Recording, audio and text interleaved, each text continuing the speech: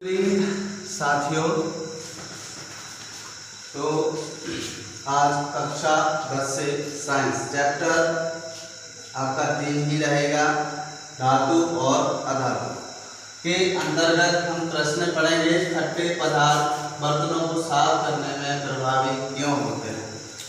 समझने से पहले एक बात ध्यान से सुने। यदि आपको पढ़ने में मज़ा नहीं आता है तो भी बताइए, पढ़ने में मज़ा आ रहा है तो भी कमेंट करके बताइए और शेयर कीजिए। यदि मज़ा नहीं आएगा तो पैसे वापस, और मज़ा आएगा तो पैसे लग ही नहीं रहे। तो खट्टे पदार्थ बर्तनों को साफ करने में प्रभावी क्यों है। तो जो तांबे के बर्तन होते हैं ये क्षारीय ऑक्साइड बनाते हैं।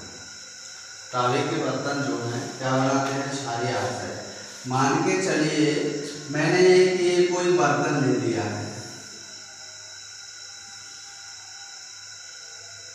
ये कोई एक बर्तन और ये तांबे का,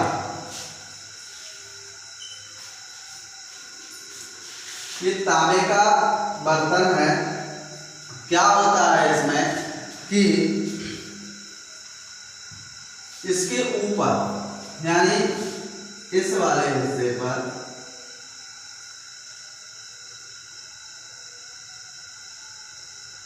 ये क्षारीय ऑक्साइड की परत, क्षारीय ऑक्साइड की परत।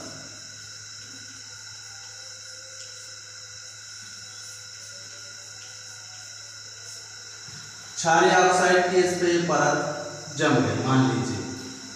उसके बाद अब अपना क्वेश्चन है कि खट्टे पदार्थ बर्तनों को साफ करने में प्रभावी क्यों होते हैं। अब ये ऑक्साइड कौन सी है, क्षारीय, और जो खट्टे पदार्थ है और स्वाद इनका, इन पदार्थों का स्वाद कैसा है, खट्टा। तो अपन ने पढ़ा है कि अम्ल स्वाद में खट्टे होते हैं।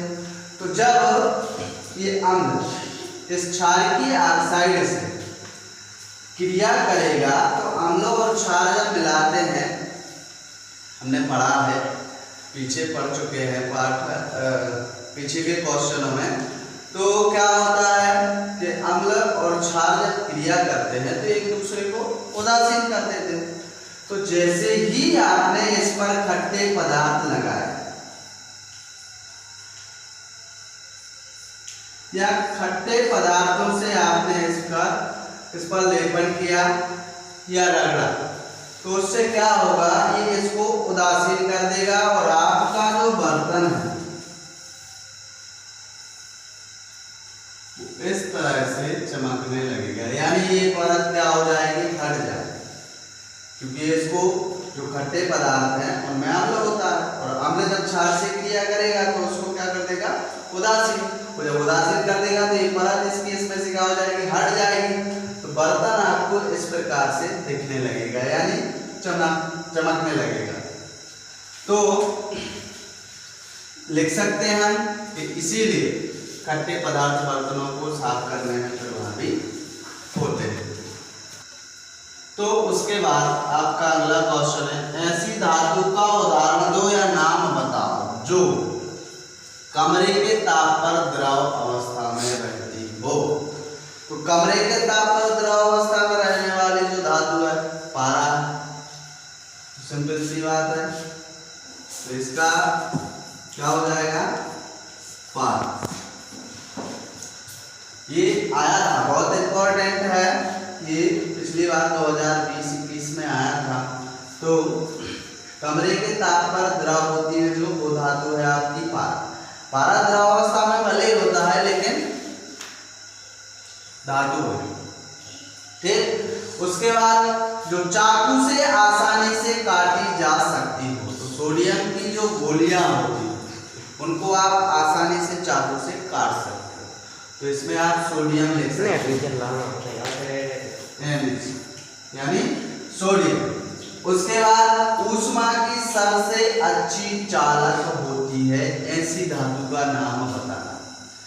तो जाने और कॉपर या सिल्वर या कॉपर, तो Ag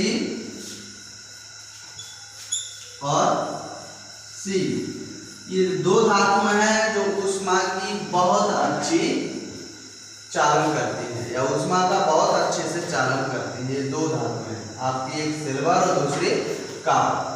अगला है आपका ऊष्मा की कुचालक कौन सी धातु होती है, या ऊष्मा की जो कुचालक धातु है उसका नाम बताना है। यानी ऐसी धातु का उदाहरण दीजिए जो ऊष्मा की कुचालक होती है। तो जो पारा है आपका, ये ऊष्मा की कुचालक होती है। तो और दूसरी आपकी है लेड। तो दो आप लिख सकते हो इसमें, लेड व मरकरी या पारा। तो ये दो धातुएं हैं। दो सबसे अच्छी चालक हो गए ऊष्मा की, दो कुचालक हो गए। सोडियम को आप काट सकते हो और पारा आपका जो है वो कमरे के ताप पर द्रव अवस्था में रहता है। ये आपका क्वेश्चन यहाँ कंप्लीट है। इसके बाद में अगला क्वेश्चन है कि निम्न अभिक्रियाओं के लिए समीकरण लिखिए। पहला भाप के साथ आयरन की अभिक्रिया, दूसरा जल के साथ कैल्शियम और पोटेशियम दो की अभिक्रिया लिखिए। तो पहले लिखेंगे अपन जो भाप के साथ आयरन की, यानी 3Fe प्लस भाप है तो 4H2O। ये आपके अभिकारक होगा। अब इससे प्राप्त क्या होएगा, अभिक्रिया लिखनी। ये आपको दे दिया गया है कि भाप के साथ में आयरन की क्रिया करा, तो इससे क्या निकलेगा, तो Fe3 ये जो है क्रिया कैसे करेगा, ऑक्सीजन आयरन ऑक्साइड बनाएगा।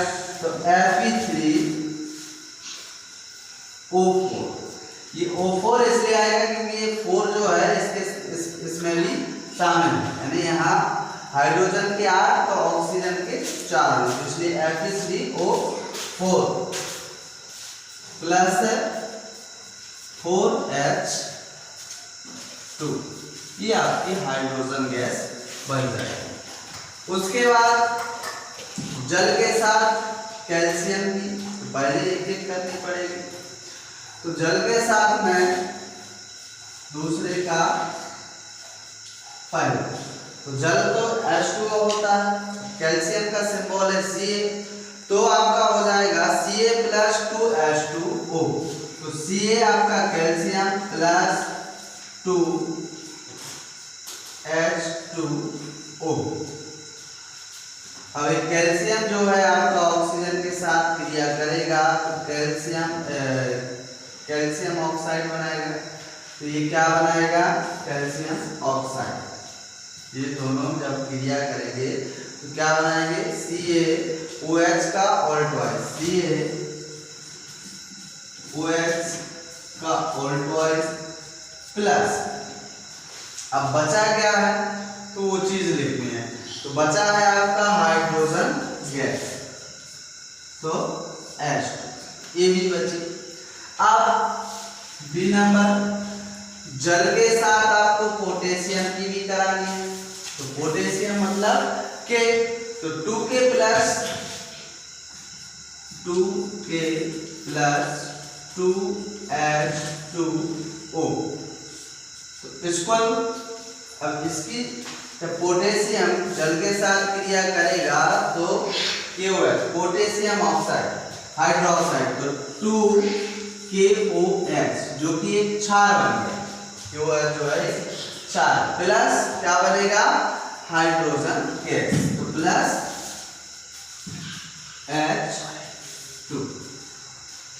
यानी आपकी पोटेशियम ने जल के साथ क्रिया की तो आपका बन गया KOH एक क्षार या potassium hydroxide plus hydrogen gas. यानी दो अणु यहाँ पोटेशियम के थे तो दो यहाँ भी हैं, दो हाइड्रोजन के थे तो दो यहाँ भी हाइड्रोजन के हैं, ऑक्सीजन के भी दो थे तो दो यहाँ भी ऑक्सीजन के हो गए, बचा आपका हाइड्रोजन की यहाँ। जैसे इसमें कैल्शियम का यहाँ 1 है तो यहाँ भी कैल्शियम का 1 है।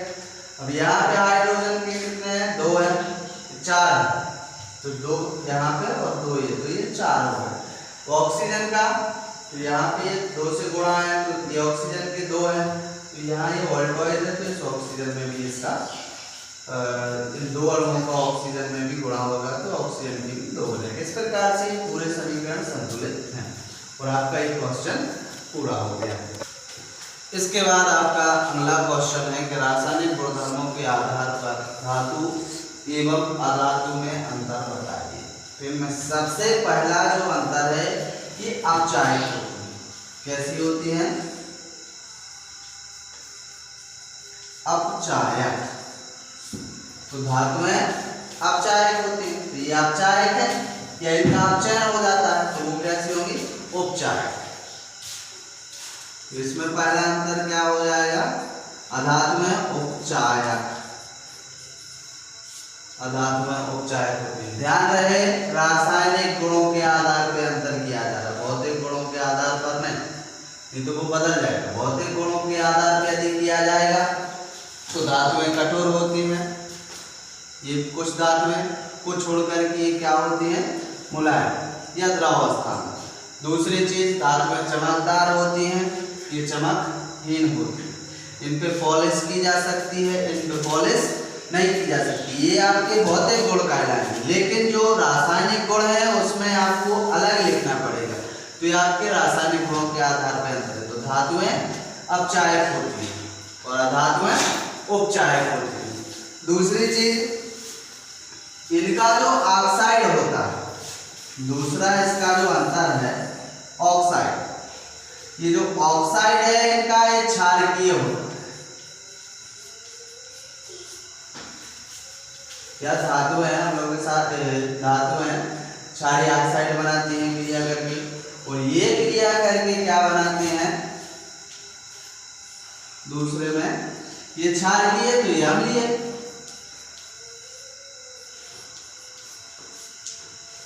ये कौन सी ऑक्साइड बनाती है? अम्लीय ऑक्साइड बनाती है, अम्लीय और उदासीन। उसके बाद में अब ये अम्लों से क्रिया करके प्राय हाइड्रोजन को विस्तारित करती हैं। तीसरी चीज एक अम्ल से क्रिया करेंगे, अम्ल से क्रिया करेंगे और हाइड्रोजन गैस को क्या करेंगे? विस्तारित।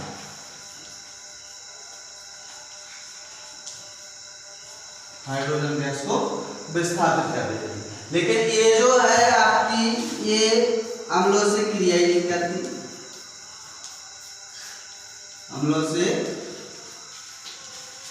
क्रिया नहीं करती, सीधी बात। ये क्रिया करती नहीं, लेना देना कुछ नहीं, सीधा। इसके बाद लास्ट है ये धनात्मक तत्व होते हैं, विद्युत धनात्मक, विद्युत धनात्मक। ये जो है विद्युत धनात्मक तत्व है तो ये विद्युत ऋणात्मक।